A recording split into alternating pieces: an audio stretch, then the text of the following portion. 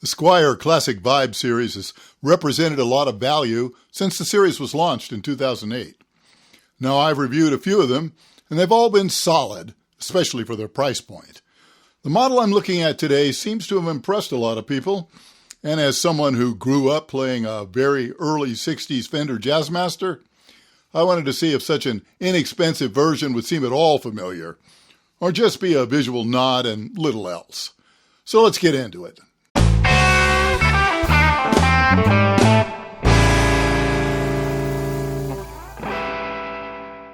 Well, it certainly does look right. It's funny, when I was growing up, every one of them I saw was sunburst. But this surf green does look pretty sweet.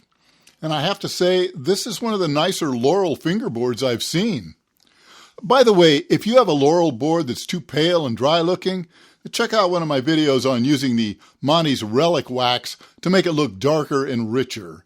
Now, this one didn't need it, though. It's already darker than a lot of the rosewood boards I see.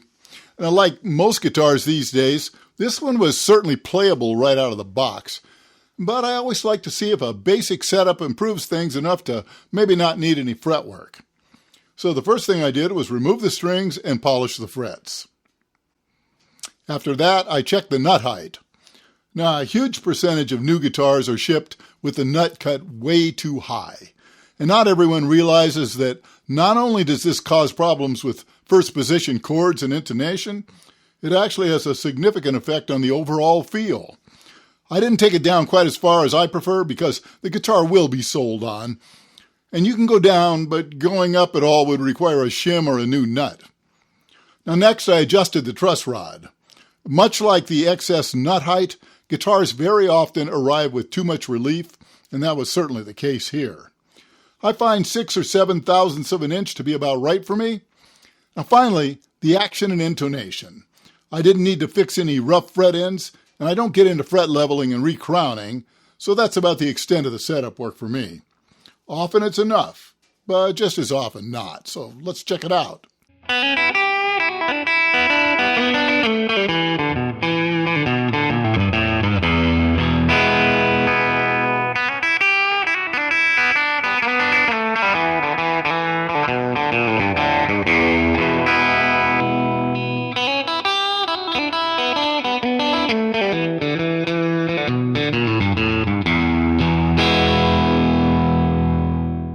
All right, let's talk about these pickups for a minute. Now, first, I want to give the company credit for using actual Jazzmaster pickups. I say that because a lot of Jazzmaster clones and even some of the Jazzmasters from Fender use pickups that aren't made like Jazzmaster pickups at all. A lot of them are either Strat-style singles or P90-like construction under the Jazzmaster covers. Now, I'm not saying these are vintage correct, but the basic construction appears to be correct, meaning they are the fairly flat, widely wound pickups that belong in these guitars if you're after the traditional sound. Now, the one complaint I hear about these pickups is they're a little too bright and can be a little harsh. And yeah, they certainly are that when they're full up. They're very inexpensive pickups, but back the volume off, even just slightly, and that harsh top end smooths out really nicely.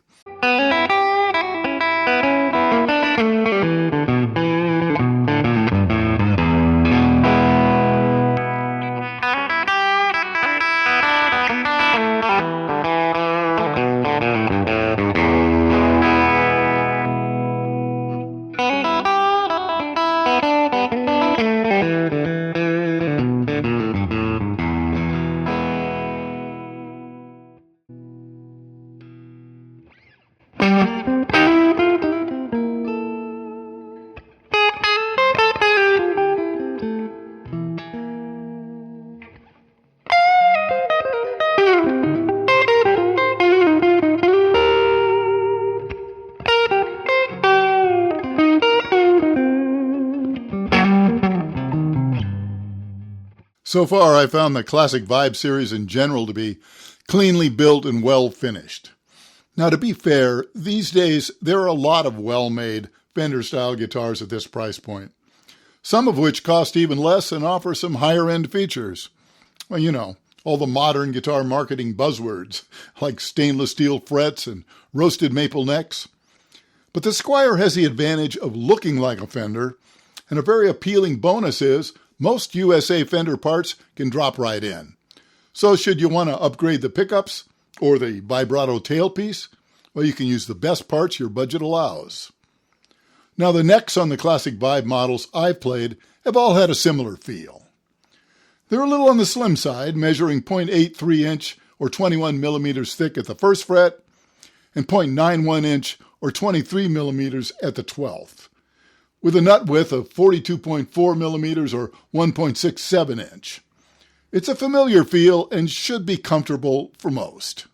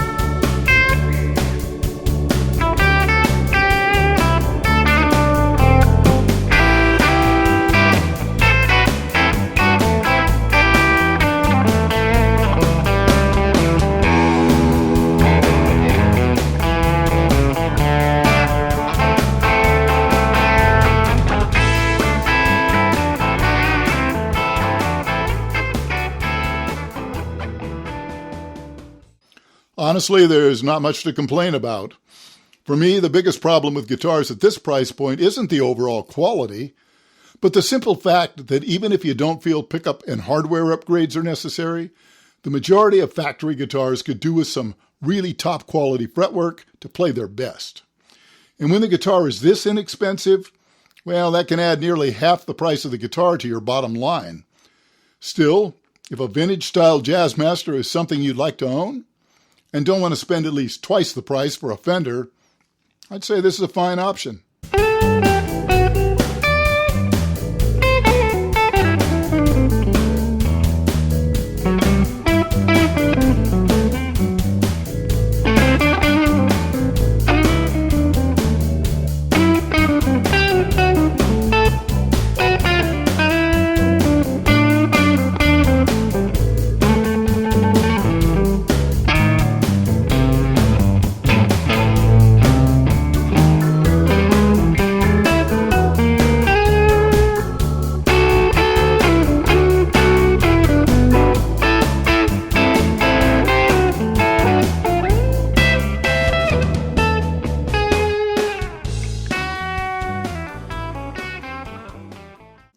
Well, I hope you've enjoyed today's look at the Squier Classic Vibe 60s Jazzmaster.